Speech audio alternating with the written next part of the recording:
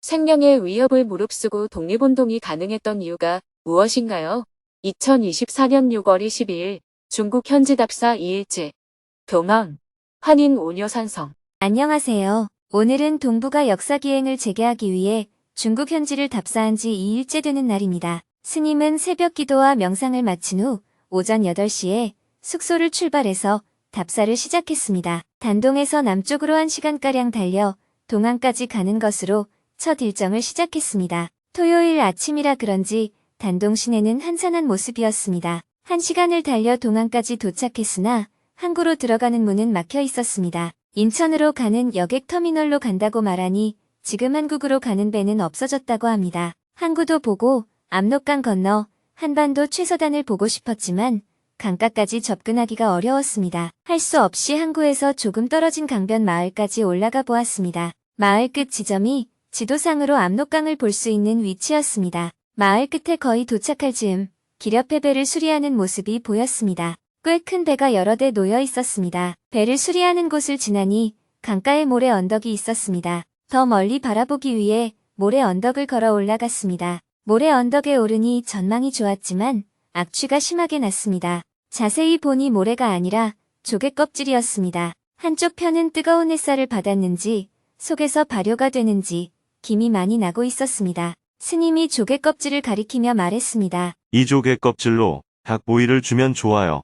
악취가 진동하는 가운데 압록강과 건너편 북한 쪽의 지형지세를 살폈습니다. 지형지세가 파악이 되자 기념 촬영을 했습니다. 한반도 최서단이 멀리 뒤편으로 보였습니다. 한반도 최서단은 육지를 기준으로 할 때 평안북도 룡천군 용암포읍입니다. 섬까지를 기준으로 하면 평안북도 신도군 마안도입니다. 스님의 오른쪽 뒤편 산이 신도, 그 오른쪽 작은 섬이 마안도입니다. 한국까지는 못 갔지만 다행히 한반도의 최서단 마안도를 눈으로 확인할 수 있었습니다. 조개 껍질 언덕 위에서 스님이 웃으며 말했습니다. 한평생 살면서 조개사는 처음 보네요.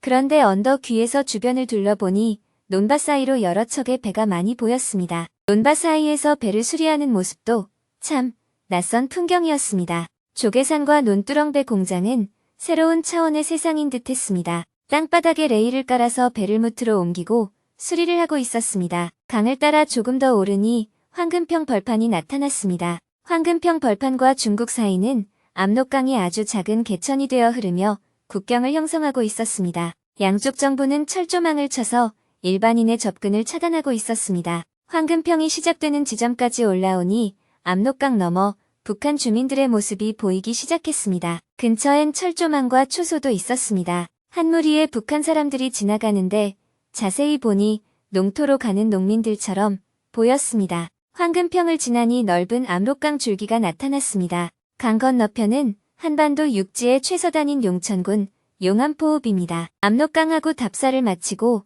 다시 단동으로 올라오는 길에 스님은 몇 군데 연락을 하여 북한과 무역 거래를 하는 사람을 찾아보았습니다. 마침 단동 시내에서 북한과 무역을 하는 분을 만나게 되었고 여러 가지 소식을 전해 들을 수 있었습니다. 스님은 중국에 와 있는 북한 노동자들의 생활 상황에 관심이 많습니다. 북한 노동자들이 중국에서 어떻게 지내고 있는지 여러 가지 대화가 오갔습니다. 북한과 중국의 무역 거래는 코로나 기간에도 변함없이 지속되었고 국가가 필요한 물건이 거래되기도 하지만 개인이 장사의 목적으로 물건을 사들이는 경우도 많았다고 합니다. 중국의 북한 노동자들이 10만 명 정도 와 있는데 그중 5만 명이 동항 인근에 모여 있습니다. 최근 비자 발급이 까다로워져서 한번 귀국한 이들은 다시 나오기 위한 비자 발급이 어렵고 북한도 현금 수입 때문에 귀국을 불허하고 있어 이들은 집으로 가지 못하고 공장에서 일만 하고 있다고 합니다. 이런저런 얘기를 나누다 보니 어느새 오후 1시가 되었습니다.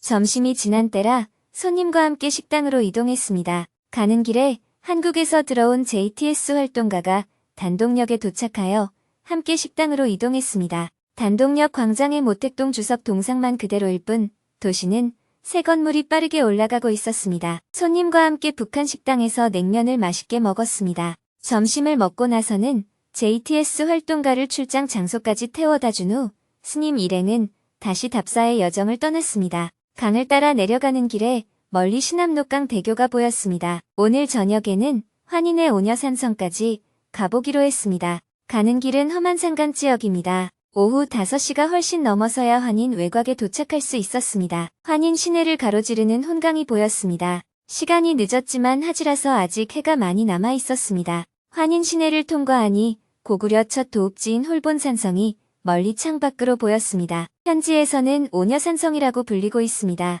저녁 6시가 넘었지만 홀본산성을 올라갈 수 있는 데까지 올라가 보기로 했습니다. 올라가는 길에 산성의 전면이 잘 보이는 곳이 나타나서 사진을 찍을 수 있었습니다. 하지만 얼마 가지 못해 차단기 앞에서 차를 돌릴 수밖에 없었습니다. 직원들이 모두 퇴근을 했기 때문입니다. 혹시나 해서 남문 주차장으로 차를 돌려봤지만 더 이상의 길은 없었습니다. 체념하고 하산을 하려는 순간 남문 주차장 뒤편으로 산성의 가장 남쪽인 장대가 보였습니다. 장대란 장수가 성안 전체를 둘러보며 전투를 지휘하던 곳입니다. 위에서 내려다보는 전망도 탁월하지만 아래에서 올려다보는 장대의 모습도 아주 멋있었습니다. 홀본산성을 뒤로하고 혼강변을 따라 시내로 이동했습니다. 뒤편으로 보이는 환인댐이 산성과 함께 웅장한 위용을 드러냈습니다. 환인으로 들어와 동북아 역사기행을 20여 년가량 함께해온 여행사 직원분을 만나 같이 식사를 하고 대화를 나누었습니다. 최근에 찾아오는 여행단의 규모, 빈도, 코스, 증감 추이, 중국 정부의 여행객에 대한 방침, 규제의 강화 여부 등을 확인해 보았습니다. 코로나 팬데믹과 한중 관계의 경색으로 이전만큼은 아니지만 조금씩 여행 분위기가 회복되고 있다고 합니다. 게다가 오녀산성 일대가 중국 정부의 국가급 보호 유적지로 승급이 되어 정부 차원의 관심과 투자가 이루어지고 있었습니다. 이런저런 대화를 나누면서 동북아 역사기행을 재개할 때 어떤 점들을 고려해야 될지 점검했습니다. 대화를 마치고 여행사 사장님과 헤어진 후 숙소로 돌아왔습니다. 오늘은 법문이 없었기 때문에 지난 2월 통일 의병대회에서 질문자들과 나눈 대화 내용을 소개하며 글을 마칩니다. 생명의 위협을 무릅쓰고 독립운동이 가능했던 이유가 무엇인가요? 자신의 생명에 대한 위협에도 아랑곳하지 않고 나라를 위해 맞서 싸운 의병들의 마음의 자경과 원리는 과연 무엇이었는지 궁금합니다. 또한 그러한 의병들의 각오에도 불구하고 조직을 구성하여 활동을 하는 과정에서 단체 내 분열이 없지는 않았을 것 같습니다. 의병단체의 선두에 있었던 지도자들의 전략과 전술은 어떠했는지도 궁금합니다. 여러 나라의 역사를 보면 다양한 곳에서 의병들이 있었음을 알 수 있습니다. 그런데 제가 지금까지 접한 역사에 비추어 보면 우리나라만큼 의병이 나라를 구하는데 중심적 역할을 한 나라는 매우 드뭅니다. 이렇게 보면 의병은 우리 역사에서 독특하게 나타나는 하나의 국민운동이라고 볼 수 있습니다. 환웅시대와 단군시대와 같이 우리 민족이 동북아 지역에서 역사의 중심에 있었던 시기에는 나라를 잃는다는 개념이 없었습니다. 우리 민족이 지역을 장악하고 있을 때는 그만큼 나라를 잃는 일이 발생하지 않았던 것이죠. 그런데 고조선이 멸망하면서 나라를 처음으로 잃게 됩니다. 우선 나라를 잃었다는 말은 국가 리더들의 지도력이 부족했음을 뜻합니다. 뭔가 나라 경영에 문제가 있었으니까 나라를 잃는 일이 발생했겠죠. 지도자들이 반성하고 단결해서 나라를 되찾는데 충분히 활동을 하지도 못하고 역량도 부족할 때 일반 백성들이 일어나서 최초로 나라 되찾기 운동을 한 것이 바로 다물군입니다. 최초의 의병인 다물군의 후예들이 모여서 세운 나라가 바로 고구려입니다. 이러한 역사로 인해 그 후로는 고구려가 멸망할 때 고구려 부흥군이 나왔고 고려가 위기에 처할 때 의병이 나왔고 조선시대에도 의병이 일어났습니다. 이렇게 역사 속에서 의병 활동의 정신은 꾸준히 계승되어 오늘까지 내려왔습니다. 일제강점기 때 활동한 독립군도 의병 활동이라고 볼 수 있습니다. 민간에서 봉기하는 군사적 성격의 운동에는 크게 반군과 의병, 이렇게 두 가지가 있습니다. 나라가 나라를 지키기 위해 월급도 주고 지위도 주면서 키우는 군대를 관군이라고 합니다. 지금 우리나라의 군대는 모두 관군에 들어갑니다. 관군은 쿠데타를 일으키는 등 정권을 잡기 위해서 관군의 반대편에 서서 싸우는 군대입니다. 관군이 전쟁에서 이기면 바로 국가 권력을 장악해서 새로운 나라를 만들거나 새로운 정권을 창출하게 되지만 관군에게 지면 반군은 바로 역적이 됩니다. 이성계가 반정을 했을 때 싸움에서 졌다면 역적이 되었을 텐데 이겼기 때문에 조선이라는 새로운 나라를 세우게 된 것입니다. 의병은 반군이 아닙니다. 의병은 정부군이나 반군과는 아무런 관계가 없습니다. 의병은 정부가 아무리 잘못해도 우리 정부군과 싸우고자 일어난 군대가 아닙니다. 외세와 싸우기 위해 조직된 군대입니다. 오로지 외세와 싸우고자 일어나는 조직이기 때문에 외세의 침략군에 대해서만 봉기합니다. 따라서 의병과 반군은 성격이 완전히 다릅니다. 의병은 비용도 자기가 내고 옷도 자기 옷을 입고 무기도 자기가 마련하고 식량도 자기가 마련해서 오로지 이 나라를 지키고자 하는 뜻으로 일어나는 군대입니다. 이러한 의병은 다른 나라의 역사에서는 찾아보기가 쉽지 않습니다. 아무래도 흔한 조직은 아니죠. 왜냐하면 지휘도 주고 무기도 주고 돈도 주고 식량도 주는 관군도 권세가 기울면 자기 목숨을 잃을까 싶어서 전쟁 중에 도망을 가기 때문입니다. 그런데 권세가 불리할 때 아무것도 주는 것 없이 자기 스스로 전장에 나가서 목숨을 걸고 싸운다는 것은 쉽지 않은 일입니다. 그렇기 때문에 이러한 사람들을 우리가 소중하게 여기는 것입니다. 그러면 어떻게 이러한 사람이 있을 수가 있는가 하는 궁금증이 생기는데 이것은 인간 정신 현상의 특이함이라고 볼 수 있습니다. 우리에게는 생명작용과 정신작용이 둘 다 있는데 육체와 관계된 생명작용에서 보면 자기 목숨이 위험할 때 도망을 가는 게 생존 본능입니다. 그런데 우리의 정신작용에는 그렇지 않은 작용이 있습니다. 그중 대표적인 예가 모성애입니다. 어미가 새끼를 낳으면 새끼가 위험에 처할 때 자기 목숨을 돌보지 않고 새끼를 살리려고 자기가 대신 죽는 경우가 있습니다. 이것을 종족 보존의 본능이라고 말합니다. 우리가 나라를 지키려고 하는 것도 사실 종족 보존의 본능과 비슷합니다. 내 개인의 이익을 위하는 것이 아니라 가족을 돌보는 것, 나라를 지키는 것도 모성애와 유사한 정신작용이라고 볼 수 있습니다. 성인들의 모습을 봐도 전 인류를 사랑하기 때문에 인류를 위해서 자기를 희생하기도 하잖아요. 누군가 전 국민을 사랑하면 국민을 위해서 자기를 희생할 수 있고 가족을 진정으로 사랑하면 가족을 위해서 자기를 희생할 수 있습니다.